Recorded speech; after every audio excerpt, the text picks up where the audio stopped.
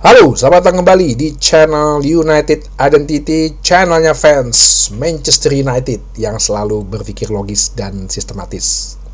Wajah-wajah ceria, senyum-senyum merona pasti muncul nih di minggu baru hari Senin ini di wajah para fans Manchester United. Selain kemenangan telak 0-3 terhadap Leicester City, ya, disertai juga kekalahan rival abadi si calon quadruple di final Carabao Cup dari Newcastle ya, yang udah hampir 70 tahun nggak punya gelar. Selamat buat para fans Newcastle United. Banyak teman-teman gue, mantan bos gue, klien gue tuh banyak banget fans Newcastle United ya. Orang Geordie bilang ya, utara Inggris, utara timur laut. Jadi bilangnya orang Geordie. Jadi mereka tuh ngerti tuh kalau misalnya ada ketemu orang Inggris juga, logatnya kita ketahuan, oh, are you from Geordie? Dia bilangnya. Tuh kalau artis tuh si penyanyi Sting tuh dari Newcastle tuh, Geordie. Nah, ya yang calon quadruple sih nggak tahu ya. Masih sisa 1 gelar lagi sih. Kalau 1 gelar itu juga lepas, gue nggak bisa ngomong deh tuh. Aing nggak bisa ngomong deh. Kok bisa-bisanya? Ya udah unggul 12 poin, 60%, 70% seharusnya juara ke-20, ya menyamain. Tapi kalau Premier League kan ke 13 ya, tapi kalau sampai kepleset juga, waduh. Oke, kita bicarakan Manchester United aja ya, timnya kita. Tadi pagi gue melihat bahwa permainannya sih memang tidak seindah waktu melawan Real Sociedad ya. Kurang cakep lah, kurang greget gitu lah. Apakah ini faktor kelelahan? Bisa juga. Atau kalau memang ini instruksi Ruben Amorim supaya lo nggak terlalu high press ya, nggak terlalu physical banget, karena lo juga harus menjaga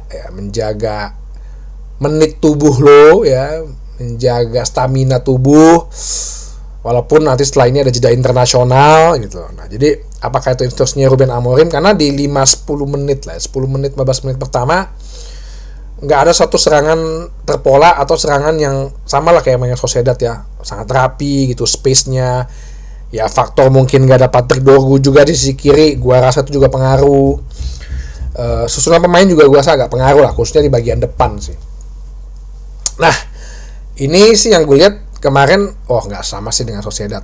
Tapi ya kita akhirnya bisa keluar juga dari nggak terdikte juga dari gaya permainan Leicester City yang pastinya mereka mengincar kemenangan, bermain dengan sangat fisik ya, kick and rush, mengandalkan counter attack, dan ya pasti sih mereka sangat-sangat bertumpu dengan Jamie Vardy. Tapi di luar itu sih nggak ada gitu ya, yang membahayakan cuma Jamie Vardy doang, penyerang yang seharusnya kita beli tuh. Jadi dari susunan pemain ya, waktu beberapa jam sebelum pertandingan mulai itu banyak isu-isu si Onana katanya nggak dipasang, nggak masuk squad ya. Jadi kemungkinan kiper utamanya si Dermot Mee, kiper 21 tahun ya, 21 tahun atau 22 tahun gitu, dari youth, dari akademi juga, dari tim junior.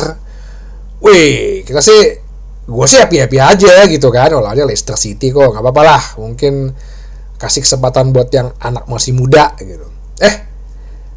Pas formasi keluar, ternyata Onana tetap ada.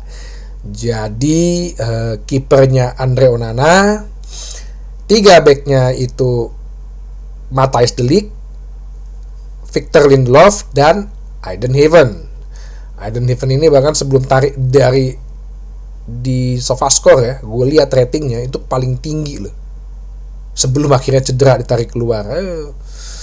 4 di depannya Diogo Dalot wingback kiri, wingback kanannya Mazraoui, tengahnya ini Manuel Ugarte dan Bruno Fernandes.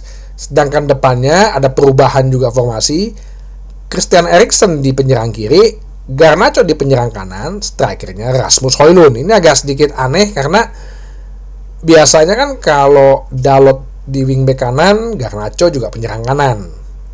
Kebalikannya kalau Dalot di wingback kiri, Garnacho penyerang kiri, karena kedua-duanya nyetel nih. Cuman ya kayaknya apakah ini eksperimen ya, salah satu eksperimennya Ruben Amorim untuk coba deh lu berpasangan dengan ini nih. Nah, nyambung nggak? Ini kan yang gue bilang kan, ini kan sampai akhir musim adalah pramusimnya kita gitu Liga Inggris ini. Ya terbukti dengan gaya permainan, dengan perubahan susunan pemain itu sih permainan nggak seperti kayak Real Sociedad. Sampai gue bilang, lo lihat deh, si Dalot suka telat dia 5-10 meter ketika bola udah mulai transisi, mulai counter attack. Kalau si Patrick Dorgu udah ujung cepet jauh banget kan, udah sejajar lah dengan garis pertahanan terakhir lawan. Dalot tuh masih 5-10 meter. Akhirnya Christian Eriksen udah passing, dia telat larinya, atau udah kepotong bolanya, atau udah kebaca bolanya. Sedangkan kita sih hanya ya tendangan-tendangan ke arah gawang aja, sempat Eriksen kena tiang, tapi sisa lainnya menerpa angin, menerpa awan gitu tendangannya. 9 kalau nggak salah babak pertama tuh hanya 2 yang on target, 7-nya tuh off target, melayang-layang kemana nggak tahu bolanya. Nah, ketika di atas menit 20 kita sih sudah mulai bisa pakem lah sedikit ya. Kelemahan sih memang ada di Eriksen, di Dalot sebelah sisi kiri.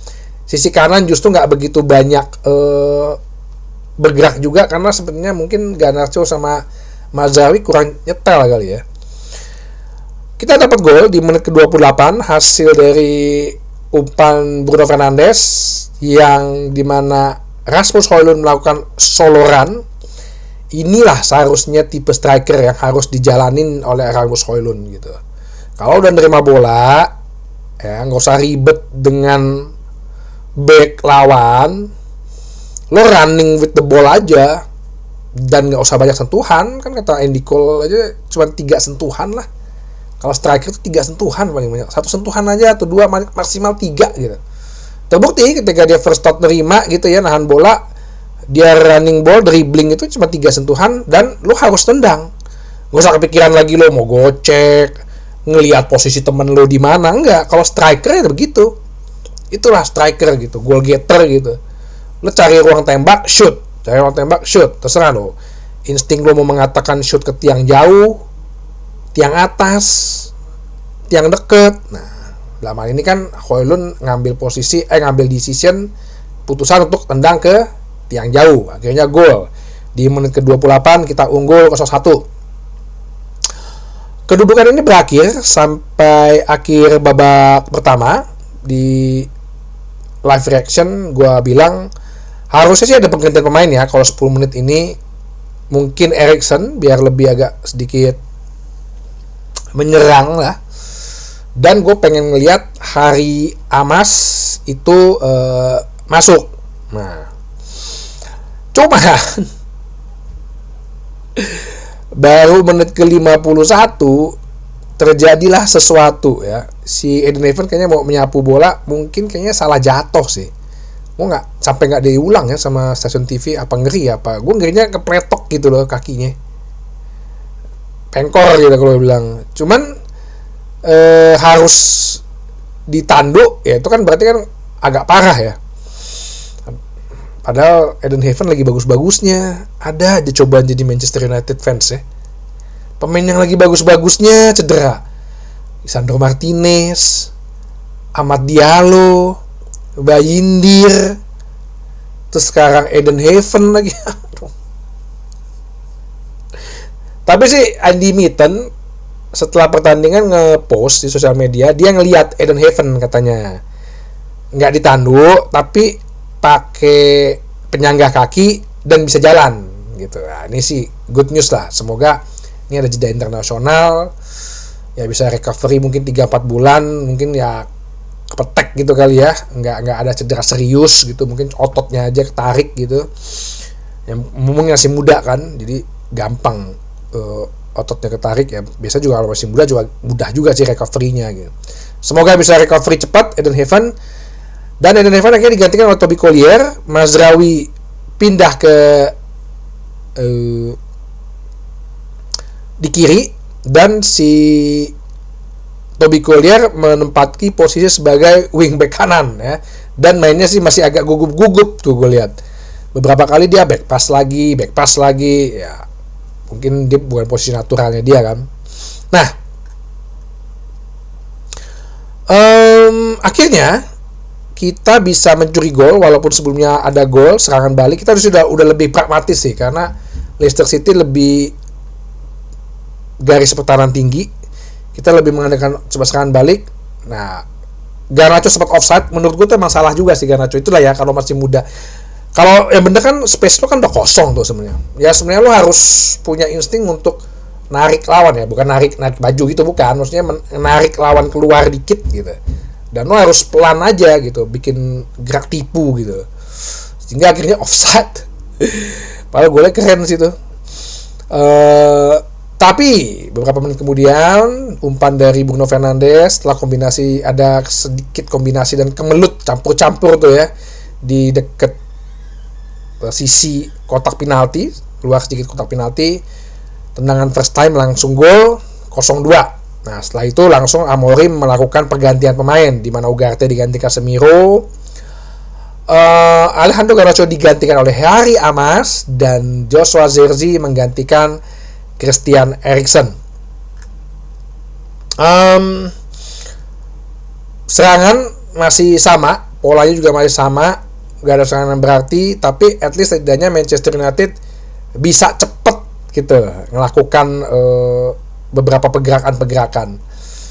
Jadi Bruno Fernandes, si Harry Amas di kiri, Dalot pindah ke kanan. Nah ini gue ngeliat Dalot ya, ini kayaknya tipe-tipe hampir sama kayak Casemiro ya, bukan kemampuannya, bukan skillnya. Dia nih kayaknya kalau di bawah tekanan mainnya nggak lepas. Ya di samping juga emang skill dan tekniknya dia pas-pasan ya. Tapi dilihat dari babak pertama kan mungkin karena pressure harus mencetak gol, harus kejar bola, harus jaga juga. Jadi ngaco gitu. Tapi setelah kita unggul bahkan dari 0-1 kok. Setelah 0-2 mulai tuh dribblenya jadi jago. Positioningnya jadi bagus. Speednya juga ada. Nggak minim kesalahan lah. Ya, jadi ini tipe kalau kita di kantor dulu tipe yang tidak bisa kerja di bawah tekanan gitu loh ya. Ya itu mestinya sih orang operasional gitu. Orang operasional kan gitu sifatnya kan.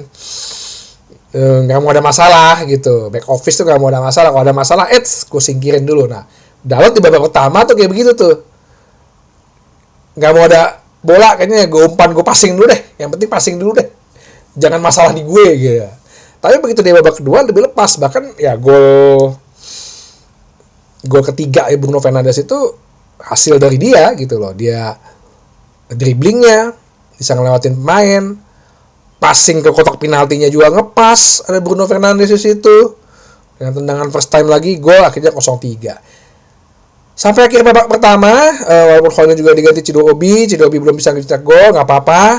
Tapi at least setidaknya gue ngelihat para pemain-pemain Manchester United udah semakin memahami, ya,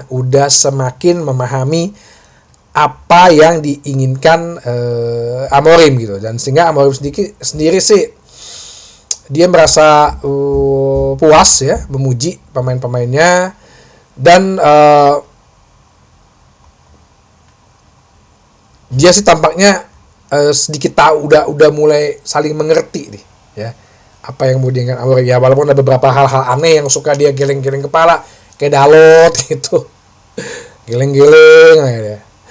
Oke, jadi kita akan break sampai nanti melawan Nottingham Forest tanggal 3 April nggak salah ya, 2 April atau 3 April, dan kemudian dilanjutkan dengan derby ya. Tapi 1,5 minggu inilah ya, hampir 2 minggu, gue tetap akan terus memberikan ulasan bahasan mengenai Manchester United sambil kita menikmati kualifikasi Piala Dunia khususnya untuk Indonesia yang akan tandang melawan Australia dan kandang melawan Bahrain.